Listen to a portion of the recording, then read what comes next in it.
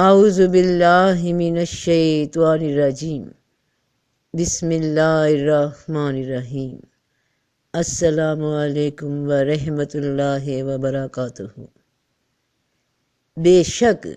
اللہ اس سے ہرگز نہیں شرماتا کہ مچھر یا اس سے بھی حقیر تر کسی چیز کی تمثیلیں دے۔ جو لوگ حق بات کو قبول کرنے والے ہیں وہ انہی تمثیلوں کو دیکھ کر جان لیتے ہیں کہ یہ حق ہے جو ان کے رب ہی کی طرف سے آیا ہے، اور جو ماننے والے نہیں ہیں وہ انہیں سن کر کہنے لگتے ہیں کہ ایسی تمثیلوں سے اللہ کو کیا سروکار۔ اس طرح اللہ ایک ہی بات سے بہتوں کو گمراہی میں مبتلا کر دیتا ہے اور بہتوں کو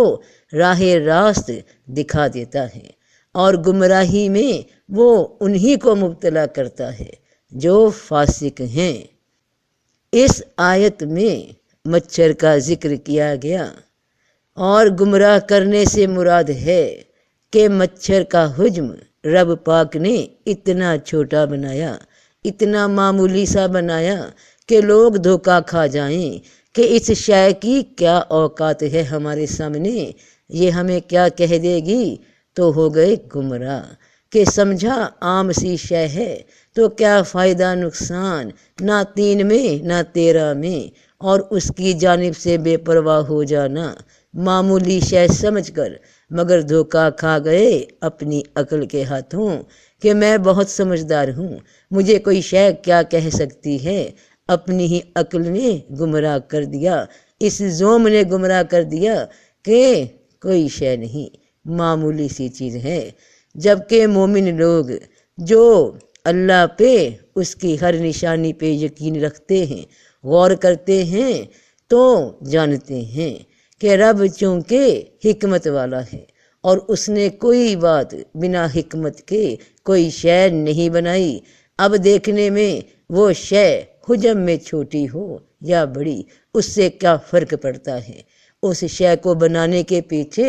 جو حکمت ہے، اور بنانے والا کون ہے؟ رب کائنات۔ تو فرق یہاں پڑتا ہے کہ اس کی کوئی شے معمولی نہیں، بیکار نہیں۔ تو یہ ایمان والوں کے ایمان کو اور بھی سیدھی راہ پہ ہدایت دیتا ہے۔ تو اللہ پاک فرماتے ہیں کہ ایک ذرے کا بھی حساب رکھتا ہے وہ،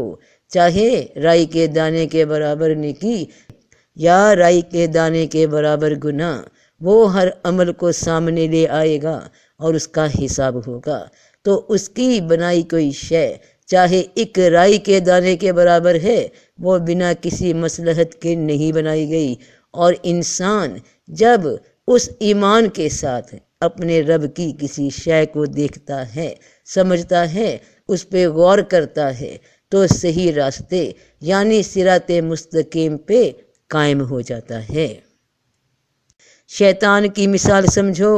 کہ اس نے سب سے پہلے یہ بات رب پاک سے کہی کہ تو نے مجھے گمراہ کیا۔ تو رب نے کیا گمراہ کیا کہ اس نے مچھر کی طرح انسان کو، اس مٹی کو ایک عام شے سمجھا کہ میں تو آگ سے بنا ہوا ہوں، یہ مٹی میرے سامنے کیا شے ہے، مگر اس نے اس حکمت، اس مصلحت کو نہیں سمجھا، حکمت والے کی عظمت کو نہیں سمجھا کہ جس شے کو وہ معمولی جان رہا ہے، مچھر جان رہا ہے، مٹی جان رہا ہے، اس کو بنانے والا تو بہت قوت والا ہے، بڑے علم والا ہے۔ اگر اس نے اسے بنایا تو کوئی وجہ ہوگی۔ اگر اس مچھر کی، اگر اس انسان کی، اس مٹی کی اہمیت نہ ہوتی تو بنانے والا، حکمت والا اسے بناتا ہی کیوں؟ تو اس نے یہ بات بھول کر اپنی بڑائی کے نشے میں رب پاک سے کہہ دیا کہ کہا جیسا تو نے مجھے گمراہ کیا ہے، میں بھی ضرور ان کی طاق میں تیری سیدھی راہ پر بیٹھوں گا، کہ تو نے تو مجھے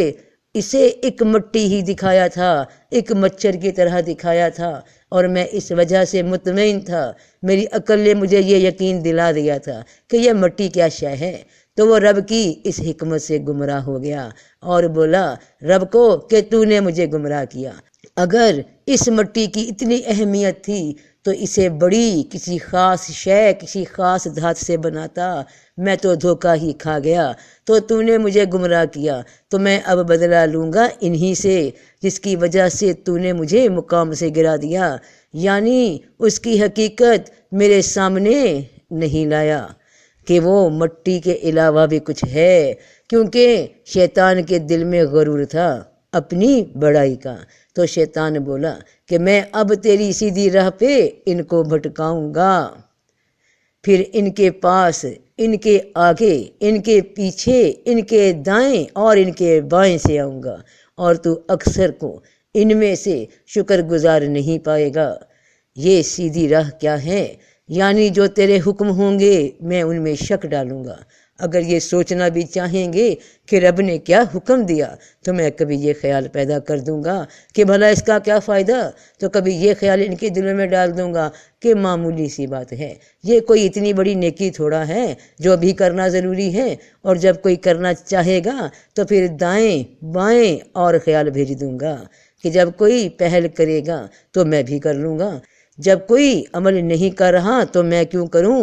تو یہ ہے شیطان کا اللہ کی سیدھی راہ سے اس کے صاف حکموں کے معلوم ہو جانے کے باوجود انسان کے دل میں خیالات کا، سوالات کا، اگر مگر کا سلسلہ پیدا کر دینا۔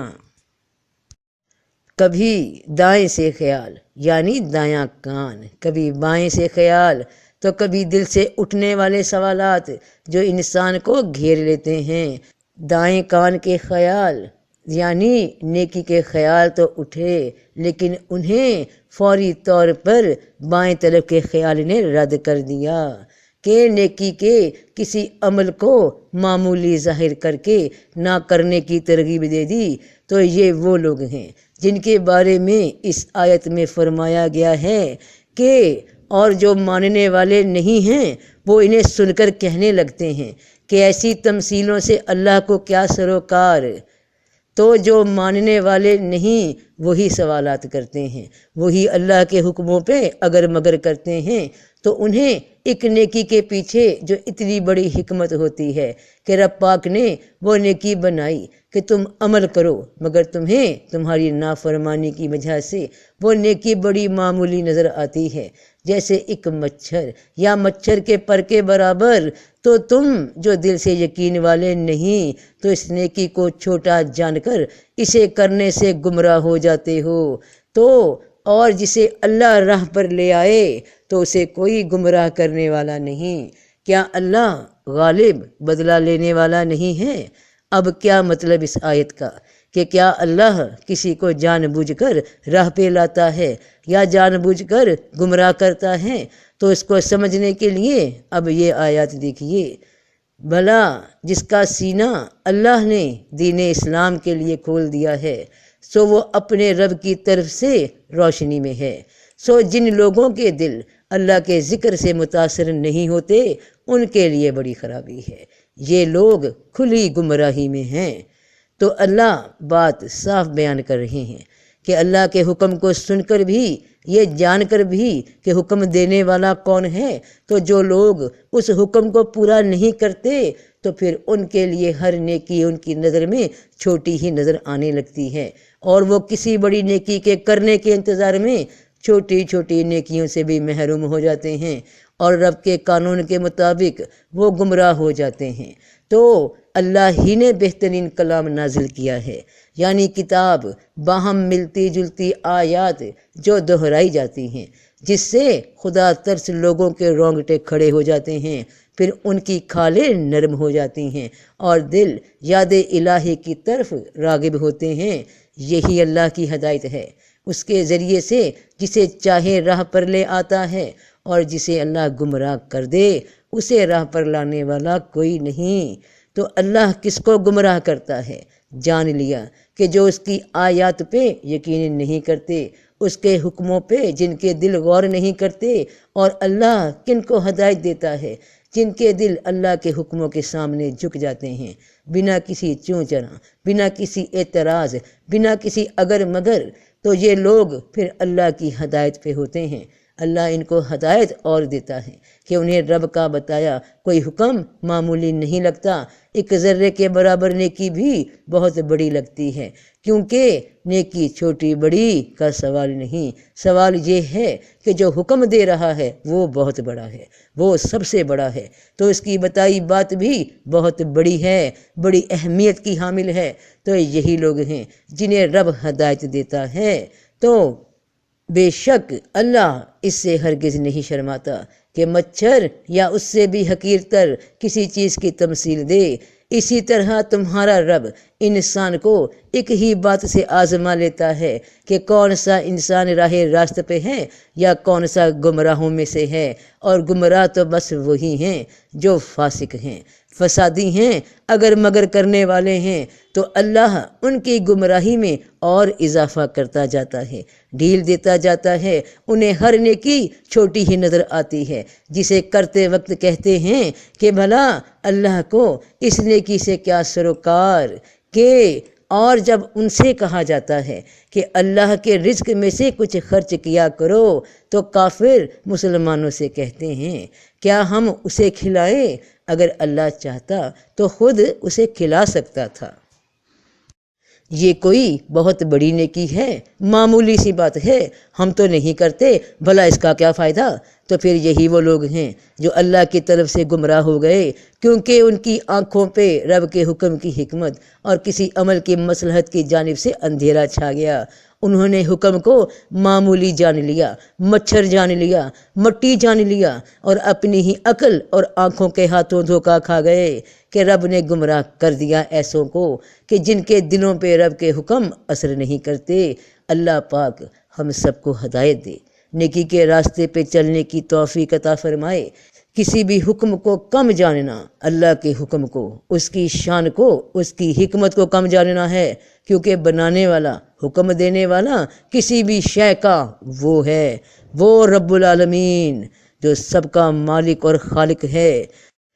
تو کسی بھی بات کو چھوٹا سمجھ کر، کسی بھی نیکی کو چھوٹا سمجھ کر چھوڑ مت دینا کہ کیا فرق پڑتا ہے اس نیکی کے عمل کو کروں یا نہ کروں، تو ضرور اس نیکی پہ عمل کرنا، چاہے راستے سے پتھر ہی ہٹا دینا کہ کوئی اس سے ٹھوکر نہ کھا بیٹھے، تو کیا معلوم وہ نیکی رب کے ہاں کس درجے پہ تمہیں پہنچا دے۔ اور اسی طرح گناہ کو چھوٹا جان کر مت کرنا کہ معمولی سی بات ہے، کیا فرق پڑتا ہے، کسی کو کیا پتہ چلے گا، کیا معلوم وہی گناہ تمہاری فطرت کو، عادت کو پھر بڑے گناہوں کی طرف مائل کر دے، بے خوف کر دے رب کی جانب سے کہ جز جز اینٹ اینٹ اکٹھی ہو کر عمارت بنتی جاتی ہے۔ تو حق والے، ایمان والے اللہ کی ہر بات پہ، ہر نصیحت پہ کان دھرتے ہیں، اس پہ عمل کرتے ہیں۔ بات تو یہ ہے کہ حکم کس نے دیا؟ اس رب پاک نے، تو عمل بڑا یا چھوٹا وہ اہمیت نہیں، حکم دینے والے کی اہمیت ہے، کیونکہ وہ سب سے بڑا ہے، رب العالمین ہے، اس کا ہر حکم سر آنکھوں پہ، اس کی ہر نشانی سر آنکھوں پہ۔ تو بندہ تب ہی بنتا ہے جب اس کی ہر نشانی کو سر آنکھوں پہ رکھے، اس کے ہر حکم کو پورا کرنے کی، بجا لانے کی کوشش کرے، تو سب کا بھلا، سب کی خیر۔ جیتے رہو بہن بھائیوں، بیٹے بیٹیوں، فی امان اللہ، آمین یا رب العالمین۔